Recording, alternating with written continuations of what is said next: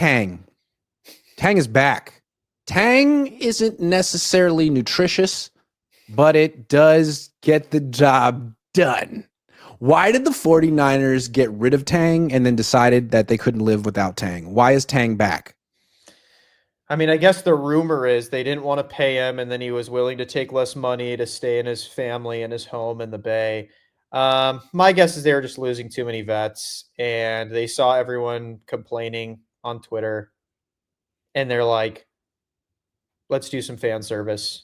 Let's do Deadpool and Wolverine with Kittle and Juice. Let me ask you this, though. Why is Tang an indispensable vet, but Greenlaw isn't? I mean, Greenlaw went to both Super Bowls, made much bigger plays, was much more important in the past. Yes, he's tore his Achilles, but is it just... Because Greenlaw didn't want to be here. Why? Because from everything everyone said, is Greenlaw's big thing is he wants to be linebacker one. He doesn't want Fred to be it. He wants to be it. You really think Greenlaw's issue was Fred? I think his issue was he wanted to run his defense. Is it possible his issue is that he wanted to be respected and valued? Or he wanted to be more than the Niners respected and valued him? Or he wanted he's below the pecking order of Juszczyk. The Juszczyk's $4 million a year. Greenlaw... Juszczyk's a captain. Juszczyk's a spokesman. Juszczyk's part of the family. Greenlaw was disposable, replaceable. But here's the thing. Saleh seemingly made it seem like he wasn't. So in my opinion, it can't be that because Saleh's tried to do everything in his power to say, you're not disposable. You're not replaceable. We want you back here. So in my opinion, the only thing that makes sense is that Greenlaw... Again, I agree with you, though, because in my opinion, it was the equivalent of... It's possible. I don't know if I'm right. The question is, did he feel like he was in, Warner's shadow, like Warner's Jordan and he's Pippen? That's possible. Or did he feel disrespected by the franchise, like they never really promoted him the way they promoted Warner? I always got the sense that Warner and Greenlaw were really good friends, but again, I don't know. Yeah, no, I agree. I think if that mindset is true, if Greenlaw's mindset's true, I think he's dumb as rocks. Because that's literally the equivalent of Terrell Suggs saying, no, Ray Lewis is here. I don't want to be here anymore. Yeah, and he never struck me as dumb as rocks, although I don't know. Yeah. And again, if you're the Niners and you're disrespecting him while Saleh is saying, please God, keep him, you're also dumb as rocks. So someone's stupid in this scenario. I just don't know who. I just think it's interesting that, they released Juszczyk and it seems like, Kittle instantly went to social media with the heartbreak emojis. Like, oh my God, where was that when Greenlaw hit free agency? I don't understand that. I just feel like there are, it feels kind of like there are factions on the team. And there's the boys club and there's the rest. But I used to call it the Cabo clique, but then that's kind of messy because Warner's in that, but I don't know how close the offense is with the defense or Warner is with Kittle. I do remember Warner told the media this year, hey, I'm playing through a broken ankle. He told us that. And we asked Kittle about it the next week or two. And Kittle was like, oh yeah, Fred brought that up, huh? Well, a lot of players are playing through injuries. A lot of players are playing through it and aren't talking about it. I thought it was pretty clear that George didn't like Warner saying that. And I wonder how close these players are. They've known each other so long. I feel like it's inevitable for cliques to form when a team's been together this long. I also think that's just George's mindset too. I think George, you see the mic'd up from when Brock tore his UCL in the Eagles game. He's like, can you just throw left-handed? George just seems like that kind of guy. Let's not make excuses, bro. We're all in pain, especially as a tight end. He's like, come on, I'm in pain literally every day. So I think that's also he was playing through a broken rib last year. We learned after the season. So exactly. I think it's, I'm not taking sides. I'm not taking sides and saying that George wasn't right to feel how we felt. I just was noticing that I think George seemed a little annoyed by Warner in that instance last season. It makes you wonder, what are these players' relationship? I know George is great friends with Juszczyk and McCaffrey and Trent Taylor. I know that, but I don't really know what his relationship is like with someone such as Warner or Greenlaw, who's gone. This offseason the only signing that hurt me. Did that Warner we didn't do was tweet Greenlaw. anything about Travarius Ward leaving? Maybe he did.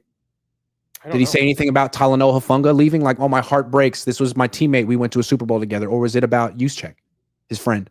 See, that's my thing is like, I didn't. I know they were like super upset, but it looked like George was more upset. Juice. This is again all speculation. This is nothing based in reality. Right. It seemed like George was more upset Juice left than Warner was that Greenlaw was left, which again is like why I'm leaning towards the Greenlaw's ego got in the way. I want to be the guy. I want to be the man. How about this? It's possible when Greenlaw leaves, Fred Warner calls him, texts him, I love you, man. I'm sorry this happened. When you take it to social media, it's layered. It's how I feel about this person. It's a message to this person, but it's also a message to the public. It's also a message to the team. Whoever wants to take it. This isn't what I wanted, and it's public, right? That's what I'm saying. Especially because their Warner House, their podcast, Fred's, they're always tweeting stuff that they hide behind. Well, this isn't technically Fred's view. Like this is just the podcast. This is just social media. So in my opinion, at least the podcast would have tweeted, again, speculation, but the podcast would have tweeted like, can't believe they let go of Fred. Do you think this was the right move, Niner fans? They do that all the time. They didn't do it for Greenlaw though. So it's like, I don't know. Again, I could just be going crazy, but I just think that in the pantheon of Niner greats, like in the history of 49ers players, Greenlaw is so much more important to the history of the franchise than Juszczyk ever was. But in my opinion, also, maybe the Niners mindset, the reason they thought he was replaceable is, listen, bro, we just came off of Willis and Bowman and Borland. Then we jumped right into Warner and Greenlaw. We're pretty goddamn good at finding linebackers. So, like, I would counter as Greenlaw's agent, Devondre Campbell. What was that? I'd say that was an edge rusher. I'd say that was that was a mistake. We got one mistake. Say that was an edge rusher. Sorry. Sean Shepard says, how much would he ask for if he was Jewish? This is what I was talking about with Brock. Grant picking up stones to get me. JK, Brock is good, not great. His agent is showing his hand. Grant, we ain't drafting a running back. We got Jews, not enough touches. They're available. Drafting Cam. If Cam's available in the third round. I did a mock draft yesterday, and I couldn't bring myself to make the Cam Scatiboo pick with the 75th pick. I took a center instead and felt good about it. But you know the Niners are taking a running back with the 75th pick, and it's going to be Cam. Oh, dude, there's not a better match made in heaven than Kyle Shanahan, Kyle Juszczyk, and Cam Scatiboo. It's true. He might be on the team forever. All day, every day, Kim says the way this front office has run this franchise as of late makes them look like those lower-end franchises. Dude, I think this I have to agree. They've been weak.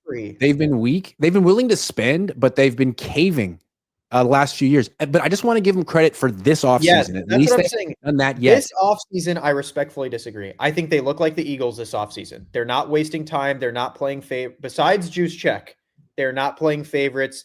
They are saying, guys, we need to do this. Like, this is what good teams do. That's what the Eagles did. Roger Sellers says has become a YouTube member. Thank you. All day, every day. Kim says, ain't giving these dudes no more breaks. They got to prove it now. Not now, but right now. I love that. The hot seat should be on fire. Eddie would have fired Kyle 3 years ago. 100%. One thing I do admire about the Eagles is how the heat is always turned up on everyone. Sky high expectations. They would fire Nick Sirianni next year if he went 6-11. Next year. A year removed from the Super Bowl. I love that about the Eagles. I think it's because they know they have the best GM in football. When you have Howie Roseman, dude, you can't waste time. Don't waste his career. Don't waste. And he's won Super Bowls with two different coaches, so like either win or lose or leave. Trade 3 firsts as the 49ers to get Howie Roseman on my team. I wouldn't trade 1 first for freaking Sirianni, and that's all you need to know about that team. Alejandro Buenostro says, fair to say Greenlaw helped Warner get paid? Hell yeah, it's fair to say. Sure. Greenlaw makes Warner better. Warner makes Greenlaw better, but Greenlaw makes Warner better. All day, every day. Kim says the white players, Grant, let's keep it a buck. Yes, that is what we're referring to when we refer to Kyle Juice, Christian McCaffrey, and George Kittle. Yes. Look, man, I'm not saying the Niners thought about it or planned it this way, but it's a bad look when the 9 starters who leave, let's just count them and see what they have in common. Debo, Aaron Banks, Jalen Moore, Leonard Floyd, Malik Collins, Javon Hargrave, Dre Greenlaw, Charvarius Ward, and Talanoa Hufanga. What do they all have in common? I don't know. It's beyond me. I'm not good with patterns. Will say the Charvarius Ward one is a little bit Mooney. It's just a bad look. I'm not saying it was intentional. I'm not saying the Niners are nefarious. Well, and a bad look. The only one they brought back is Juszczyk. Terrible look. If I were their defense attorney, I'm like, how do you expect me to help you beat the allegations when this is what you do? You got to help me help you. Look what you did with Trey Lance. Come on. You can't.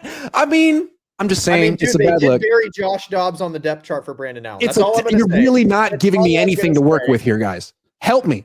Help you. Jamie Alazaga says, which Kyle annoys you the most, Shanahan or Tang? Shanahan. Because he's the reason Tang's still here. That's a good answer.